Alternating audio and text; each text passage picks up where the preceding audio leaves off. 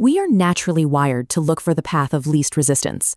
When faced with physical pain or a tough situation, our instinct is to find a shortcut, a quick, frictionless solution that makes the discomfort disappear. On a perfectly clear afternoon in Florida, a 16-year-old varsity quarterback is driving his truck down the highway.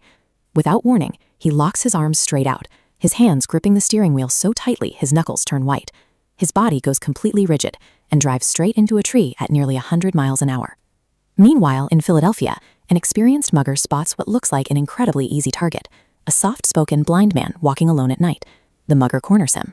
But when police arrive a few minutes later, they find the blind man completely unharmed, sitting on top of the mugger, who is dead from a broken neck. In both cases, investigators were completely baffled. The teenage driver's autopsy showed zero trace of drugs. There was no stroke, no seizure, and no aneurysm. At the crime scene in Philadelphia, police found no weapons on either man. These strange deaths share a hidden thread. Neither was a freak accident.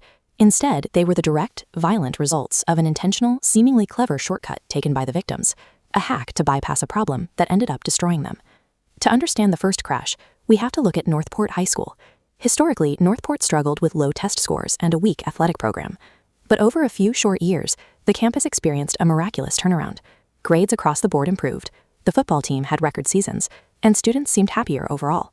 The entire community credited this success to one person, Principal George Kenny. What most parents didn't realize was that Principal Kenny was bringing students into his office to perform private, unlicensed hypnosis sessions on them.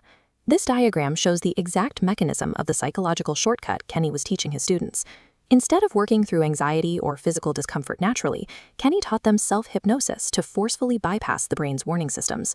By entering a dissociative state, the conscious brain artificially blocks out the incoming neural signals for pain, severing the connection between what the body feels and what the mind perceives.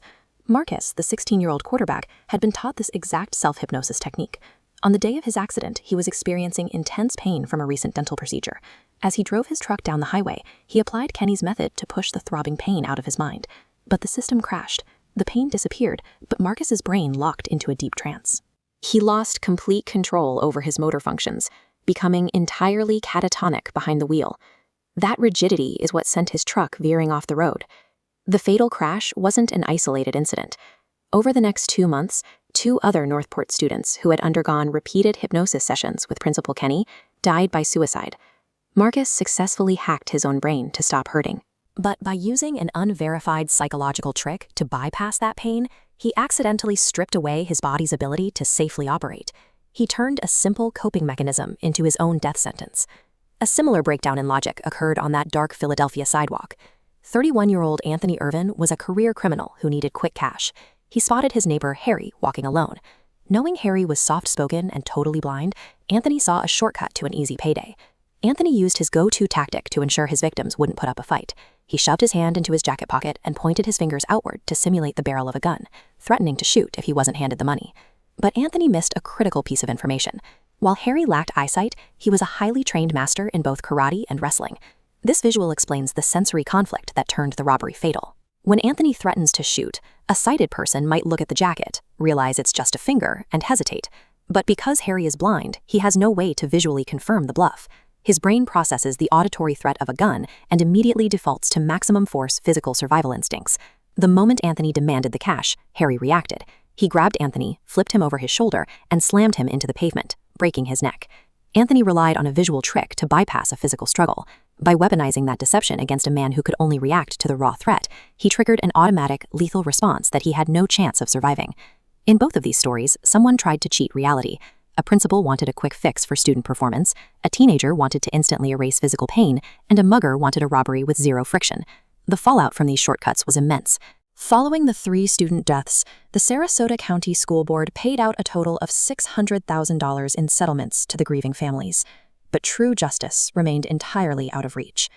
Despite performing these unregulated psychological sessions on teenagers, Principal Kenny was simply charged with practicing therapeutic hypnosis without a license. He served 1 year of probation and quietly retired.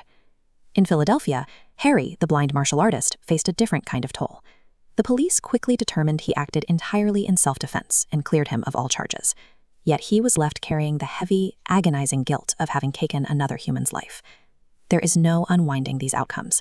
Entire communities were shattered, and lives were permanently erased, simply because people chose an immediate, artificial fix over facing a difficult reality. When you try to bypass the natural boundaries of a problem, you introduce highly volatile variables that you can no longer control. Whether it is physical pain, mental anxiety, or the risk of a confrontation, confronting a problem's true complexity is the only real way to solve it. Because sometimes successfully masking the symptom is exactly what kills you.